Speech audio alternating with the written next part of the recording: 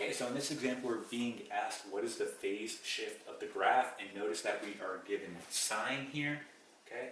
So what I went ahead and did was I simply just wrote out a template, right, when we're talking about trig functions, and this template is going to be the same whether you're talking about sine, cosine, or tangent, right? The only difference is you would just write sine, cosine, or tangent here, okay?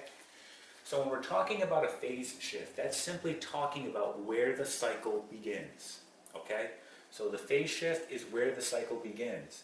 Now notice this right here is not my parent function. So like for example, sine x, that's my parent function, right? This has no phase shift. If we were to graph this, right, we know that sine x, the parent function, is going to start here at the origin and do something like this, right?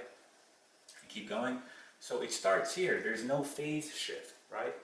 But when I'm looking at my graph right here, and what I'm given, there's definitely going to be a phase shift here, meaning it's no longer going to start at the origin, all right?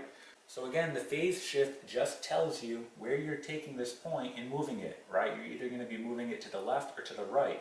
So it's no longer going to start at the origin if you have a phase shift, okay? So let's talk about how we can find that. So let's erase this. And when you want to find the phase shift, you're going to be looking at two things. You're looking at this part right here and this, your C and your B, right? So when you want to find the phase shift, it's simply just going to be C over B. That's it, okay? Now, just be careful here, because if I look at my particular trig function here, right, I have +3 for C.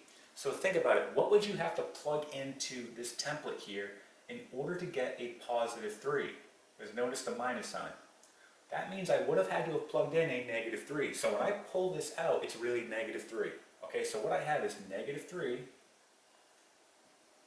over, and then my B is just going to be this part right here, 2 pi.